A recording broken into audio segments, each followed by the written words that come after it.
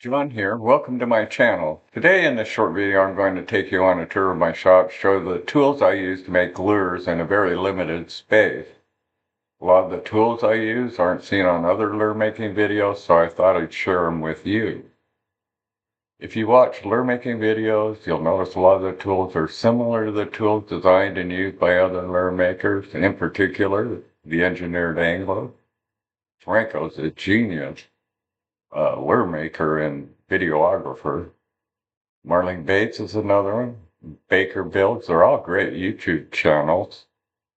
That's what's great about sharing your knowledge with beginning lure makers and experienced lure makers, saving time and money learning the trade or hobby. My channel is really new, so while you're learning or wanting to learn to make lures, I'll be learning how to make better videos. If you're here and already know how to make lures and just want to see someone else's methods, maybe learn something new or different, more power to you. I welcome any feedback and will respond to any comments, good or bad. So let's get started on the tour. As you can see, I made a lot of custom cabinets and the desks have a lot of drawers. Here's where it all begins for me. Over here on the PC.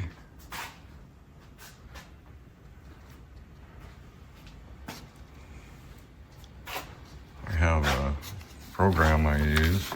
I'm sure I'll bring that up.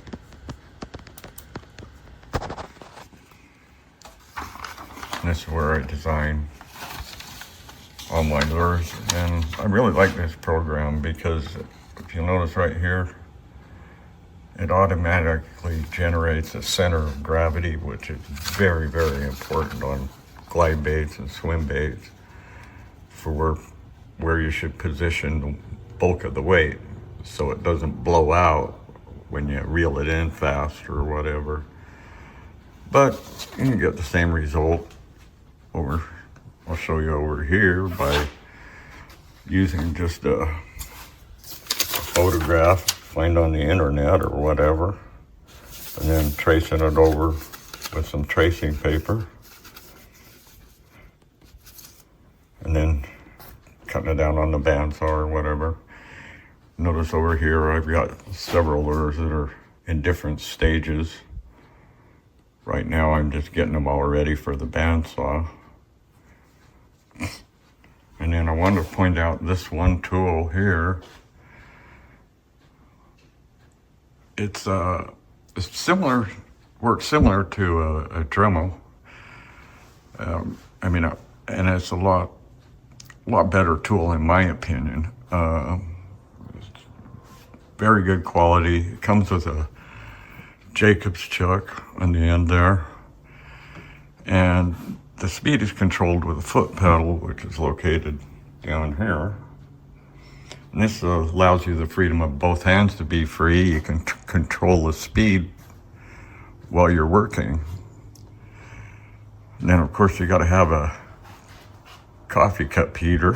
But I want you to notice the top of the desk is a 2 foot by 4 foot glossy marble tile. I put that there to protect the desk from like super glues, epoxies, and paints. Like super glue and epoxy, if you spill it, you just take a razor blade and go along it like this, and it cleans it right off. It just pops right off. And so that comes in handy. And then over here, I have my this is where I make all my customized. And I notice right here, these two are custom made for this lure coming up now. And then here is a graver block. Here I have all my ball burrs graduated down in size, which you use a lot when you're carving wood or whatever. And the gravers are another jeweler's tool. It's actually used to carve gold and silver, and they're also used in other trades just to carve steel and aluminum. So these things are really hard to sharpen, but they work great on wood, and it allows you to get in all the little crevices and stuff like that when you're carving. And I like it. I like carving better than, like using a Dremel or whatever to create bevels or whatever. Those tools work great for that too. And then in the corner you see the compressor, and then the drill press. I use it as a mill. I just put an end mill in it and use it. And then right here, this is my UV curing booth. And I'll point out a few features on that. I keep on the side here, I've got a surge protector. And I turn that on. Now you can see, got the UV lights. And these are magnetic strips. And then I made like custom holders, like this one here. It actually holds the lure, and then after I paint, I just slap it up here like that. And, I mean, it'll hold a lot of weight. I think if using the different holder methods, this thing actually holds over 60 lures at a time. Not that I'd use that many at a time, but then I'll close this lid here. I'll show you on the side over here, I have a fan. And turn on or off. And I use that, and you see a temperature gauge up here. The fan kind of controls the temperature in the booth when you're curing the epoxy resins, so it keeps the temperature constant the whole time automatically. Once I figured out how many RPMs it needed to just keep the booth cool. And then down here you see a bunch of the glide baits I made. I take these all the time with me. This one here is a killer one.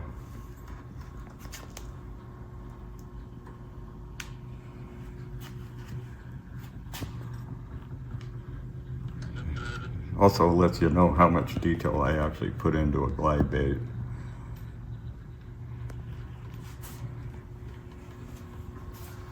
Okay, and then here on the top, you can also see the detail I put into a glide bait when these are hanging up here to dry right now.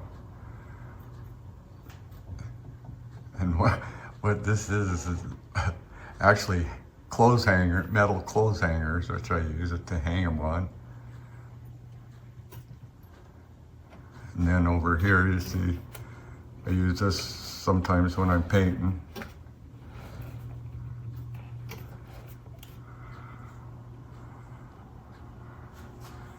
Okay, so that's pretty much it over here. And then I'll cut out here, and then we'll go over to where I have my shop tools. So, okay, here we are at the side of the garage. Where you see my grinder, my fold-up table saw, my belt sander. I really like this. It's oscillating, so it goes up and down. And this is just another little belt sander. And my scroll saw, band saw, and then a planer. So that's pretty much all my tools. So hope you enjoyed this video, and we'll end it here.